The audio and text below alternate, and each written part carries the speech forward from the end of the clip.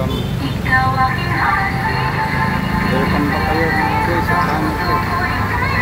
Good morning. Oras ngayon ay alas 10:15. Ito ang kalagayan ngayon ng panahon sa mainit. Mainit na mainit yung panahon.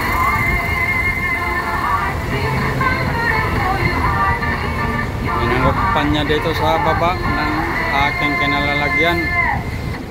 Inanggupan niya kasi sagsaga ng pangumpan niya ngayon sa mga senador. Ito ang kalagayan ngayon ng panahon.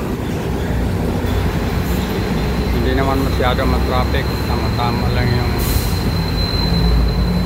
gumagalaw itong tulay na kinalalagyan ko mga guys. Gumagalaw kasi tulay na ito ay bakal. Yan. Dito yan sa Mercury Malinta. Yung papunta roon sa norte, galing ito sa north, sa Bulacan, Kawayan, Santa Maria, Redil. Yun naman ang galing sa Maynila. Hindi naman masyado mga guys na matraffic, bagya lang. Dati hindi ganito ang Valenzuela mga guys. Yung 1980 kami nandito sa Valenzuela, malaki ang pinagbabago. Yung mga building na yan, nakikita nyo yun. Dati yan, maliit lang yan. Maliit lang yan. Ngayon, malaki na. Yun, building na yan, nakikita nyo.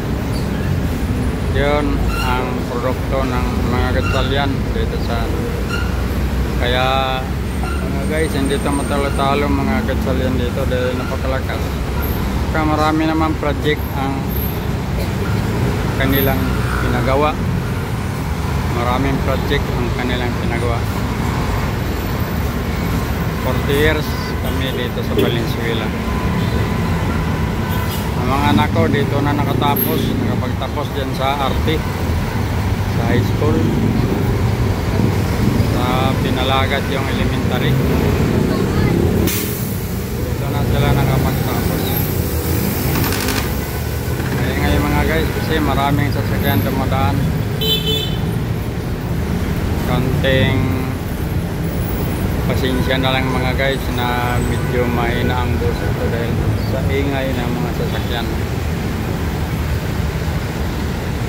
Sa loob ng 40 years na paniniraan namin sa Valenzuela, marami ang nagbago. Kahit sa lugar namin dati walang tubig yan, walang kuryente. Ngunit ngayon may tubig na, may kuryente na at may wifi pa. Kaya mga guys, malaking pinagbabago sa lugar namin dito sa Valenzuela. Kaya salamat mga guys sa palagi nyo pagsubaybay sa channel kong ito. At kung nagustuhan nyo, paki-like naman, paki-subscribe, paki-hit ng button sa kaliwa para naman updated kayo sa video ko. Magandang umaga mga guys. Bye.